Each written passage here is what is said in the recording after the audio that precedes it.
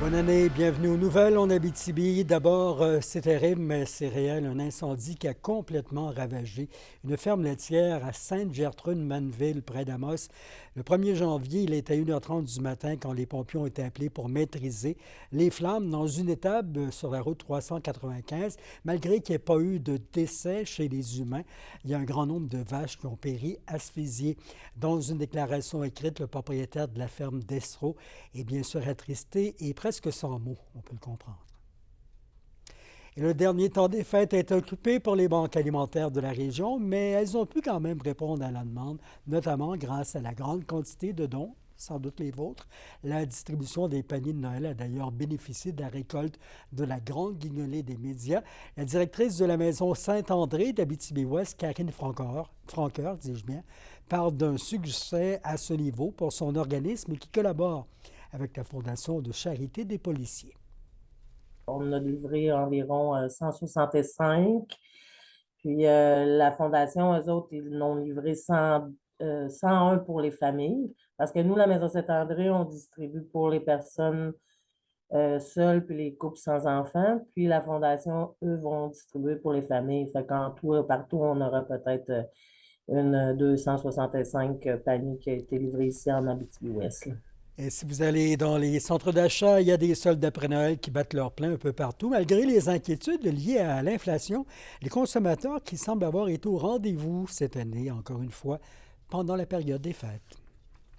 Cette année, c'est sûr que la grève a influencé, dans le fond, un peu les ventes, mais au niveau des objectifs, on les a atteints, là. Fait qu'on n'est pas, on n'est pas dans le rouge, on est correct. L'achalandage a été quand même bon et constant. On est satisfait des mois de novembre et décembre qu'on a connus. C'est sûr que le manque de neige se fait ressentir un peu. Les ventes ont été bonnes. C'était vraiment un bon temps des fêtes. Je dirais pas mal égal à l'année dernière dans les chiffres. Les gens étaient vraiment au rendez-vous. C'était très apprécié.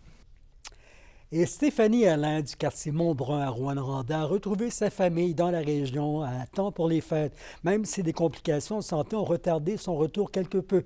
Celle qui, depuis un peu plus d'1 an, combat un cancer et après une lutte acharnée, a pu obtenir un traitement expérimental, vit pleinement les vœux de bonne année qu'on lui a partagés dans les derniers jours. Ça prend du caractère, puis faut vouloir pousser, là, Stéphanie. Là. Et toi, tu aurais pu dire non, non, non, 2 chimios, ça va faire, mais finalement, tu avais un programme expérimental qu'on t'a difficilement donné, mais je veux dire, c'est quoi qui t'a poussé à avoir ce caractère-là, puis dire, hey, let's go, je veux vivre?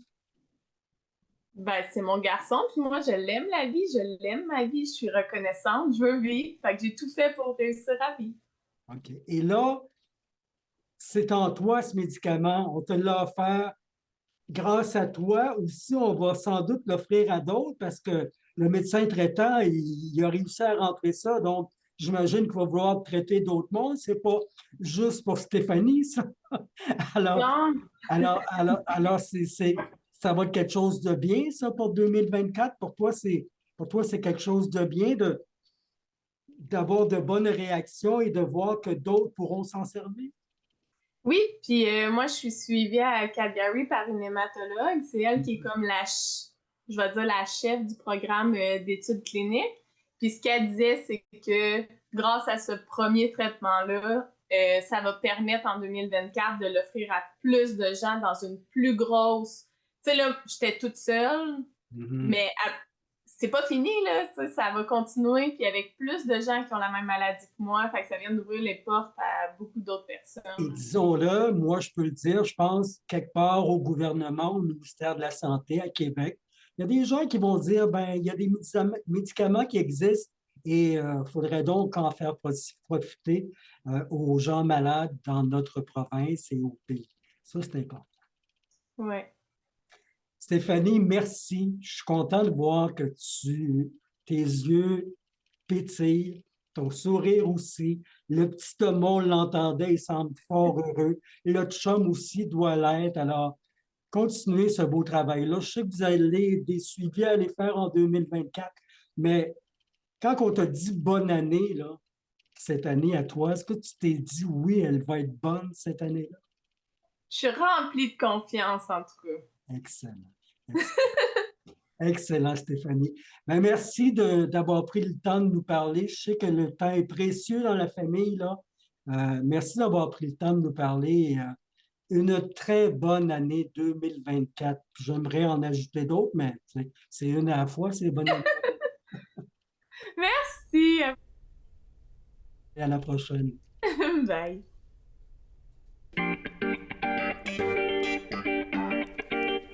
Dans le monde culturel, 3 membres de la troupe à cœur ouvert ont reçu la médaille de la députée. Les récipiendaires, Daniel Morin, directeur général, Donald Renaud, dis-je bien, le président du conseil d'administration, et Jocelyne Beaulieu, la directrice musicale de la troupe. Le prix est remis par Mme Suzanne Blais, la députée d'Abitibi-Ouest, lors de la dernière représentation du Festivitas le 30 décembre. Le but, c'est de souligner l'implication dans la troupe depuis près quand même de 40 ans.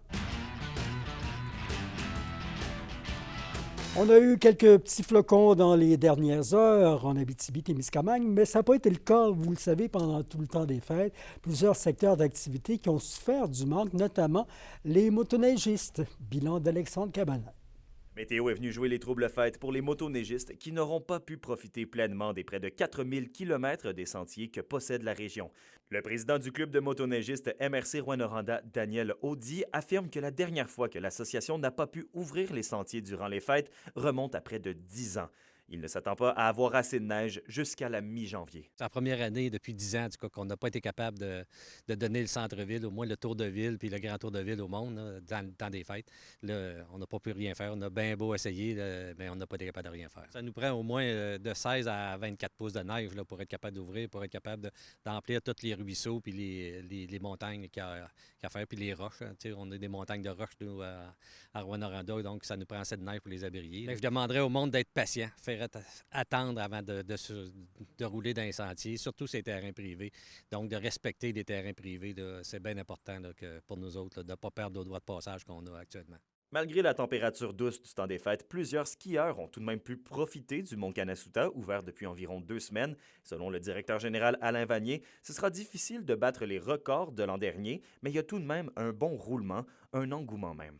Jusqu'au 24 décembre, si je fais un comparatif à l'an passé, on est 5 % d'avance sur l'an passé. La neige, on a arrêté d'en perdre parce qu'on en a perdu un peu.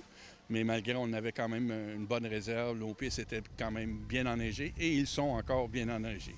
Le Mont Vidéo à Barrault a dû décliner notre demande d'entrevue aujourd'hui. C'est un mal pour un bien. C'est l'achalandage trop élevé d'aujourd'hui qui les a gardés bien occupés.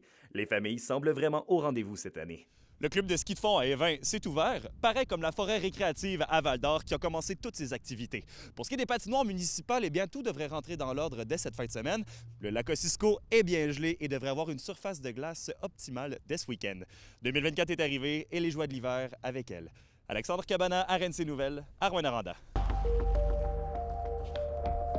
Le mercure va servir à quelque chose dans nos thermomètres de la région. La neige se fait plus légère ce soir, partout en Abitibi, auprès des gens du Témiscamingue aussi, mais le vent se fait plus imposant au nord-ouest. Le minimum de moins 20 va offrir un ressenti de près de moins 30 sur la peau. Attention aux engelures demain matin. Jeudi, nuages qui restent avec moins 13 et on a perçu partout dans la région 60 % de risque de précipitation de ces nuages qui occuperont le ciel régional. Température entre moins 4 et moins 6 degrés.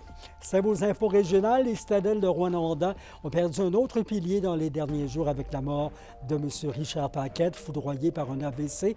On se rappelle de son implication demain avec son fils Martin. Merci d'accepter ce rendez-vous. Passez une belle soirée. Au revoir, à demain.